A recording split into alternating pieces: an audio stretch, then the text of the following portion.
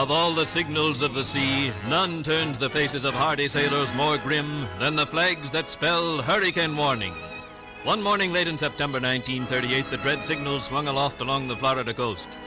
Up from the West Indies, cradle of hurricanes, moved the Terror, a pit of low atmospheric pressure into which the air rushed from all directions to form a whirling, shrieking vortex of high wind and heavy rain.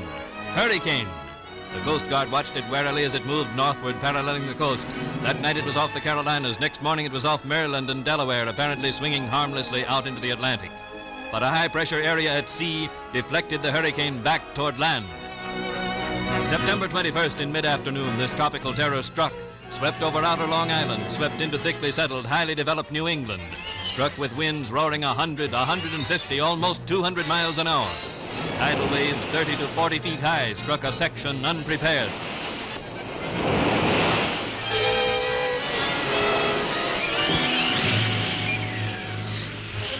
The great wind-driven waves swallowed the sandy bulwarks of the coast, washed away the pleasant beaches of Long Island's southern shore, literally changed the coastline.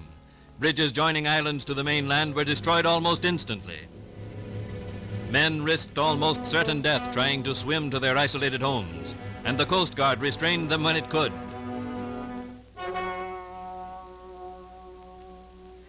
Flicking New York City with its outer fringe, the whirling storm smashed full force across Long Island. Thousands of homes along the seashore were shattered, mansion and modest home alike.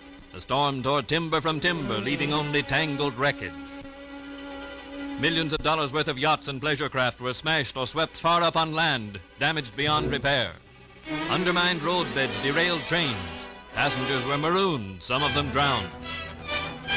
Great radio stations, keys to wireless communication for the continent, went down as the tempest swung across Long Island Sound. Just back of New London's wreck-strewn waterfront, fire broke out in the night, sweeping 4 business blocks. Automobiles were crushed and twisted by falling trees and whirling timbers.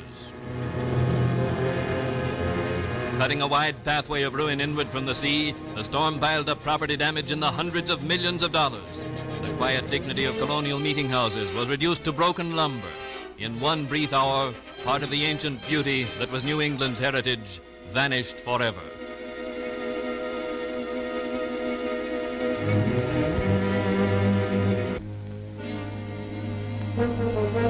One of the structures which stood out the storm unharmed is this bathhouse at Scarborough Beach, Rhode Island, built by WPA.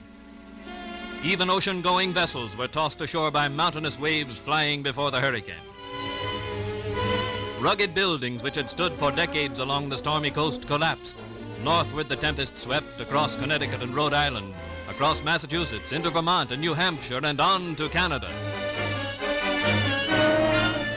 With communication cut off, the full extent of the disaster was unknown for days. The nation waited fearfully for meager bulletins bearing sad tidings. On the watersheds of New England, the storm brought new torrents to rivers already gorged after 3 days' downpour. And so flood was added to the burden of the hurricane. Sweeping down from their headwaters in the high mountains, swirling rivers rose to levels rivaling the disastrous floods of 1936, increasing the difficulty of removing refugees and of carrying food and help into the stricken area. The great dam at Holyoke was a cascade of thundering water as the torrent poured over its crest.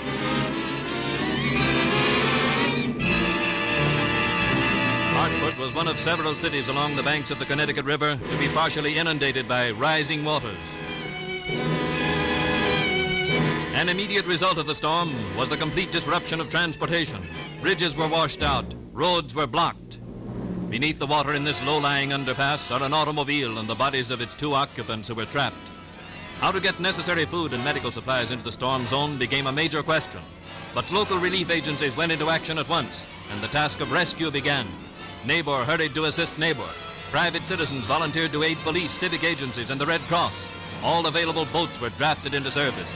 Family after family was rescued when rising waters threatened their brief security. True to their tradition of valiant service, the Coast Guard met the emergency with swift action. From the coastal islands, some of which were completely swept by gigantic waves, Coast Guard boats brought survivors to safety. Further inland, armies of workers from private relief agencies, from nearby WPA and NYA projects, from CCC camps, as well as men recruited from every branch of the military and naval services, erected sandbag barriers to halt the rising waters. Were temporary expedients, but elsewhere the rivers were held in check by flood control projects completed by the WPA since the Great Flood of 1936. On the Nashua River at Fitchburg and on the Connecticut River at West Springfield, these new structures proved their value beyond question.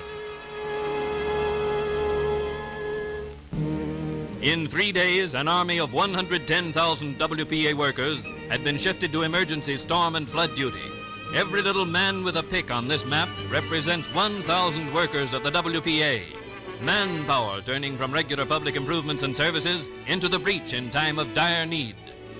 Where tracks remained to carry trains, thousands of these workers came by rail. Shock troops of disaster, someone has called them, because so many times in recent years they have provided the human sinews for great tasks of reconstruction. As the work of salvage began, sailors from Navy yards and soldiers from Army posts aided civilian police in maintaining order. Part of the army of WPA men worked feverishly, helping to locate those trapped or lying dead beneath fallen debris. One man was found alive under 8 feet of wreckage 40 hours after the storm had passed. As New England rallied to the worst disaster of its history, WPA Administrator Harry Hopkins flew from California to Providence, the only transportation in the stricken area. He made a quick tour of the ravaged area to plan with New England leaders the task of cleaning up as well as the 6-month job of rebuilding public facilities. Administrator Hopkins met with the governors of the storm-torn states, pledging the help of the federal government. Women workers of the WPA, along with the Red Cross, provided comfort for thousands of refugees. At Chicopee, Massachusetts, in an infirmary also built by relief workers, they cared for families left homeless by the storm and provided nourishing meals for children whose own homes had not yet been made habitable. Sewing rooms like this one prepared warm, dry clothes for all the needy. Every emergency unit, local and federal, swung into action to distribute food to the hungry. Trucks were commandeered to deliver food, clothing, and surplus commodities to the entire population in the hurricane district. Food centers throughout the stricken area supplied families with provisions which could not be obtained elsewhere. Convenience centers were set up for the distribution of clothes donated by the Red Cross and those made in the WPA sewing rooms. Many of these badly needed garments were shipped from the sewing rooms of neighboring states outside of the hurricane district. Warm clothing helped to check the danger of serious illness.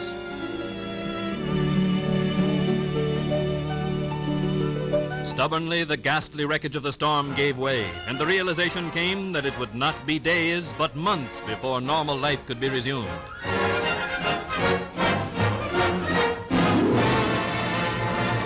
Women clung pathetically to their household treasures.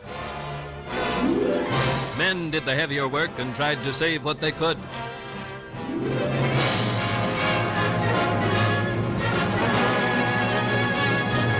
In many towns, like this one in Rhode Island, tons of mud and sand washed over the main highways. All of this had to be cleared away before the paralyzed villages could make any headway toward recovery.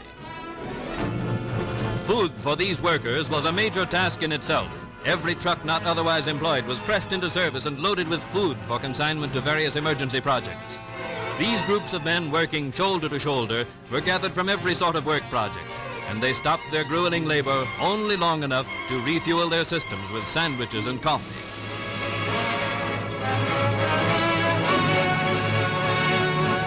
But man needed the help of machinery in his task. Huge sections of broken homes, roofs, whole wings, porches were dragged to open fields to be burned.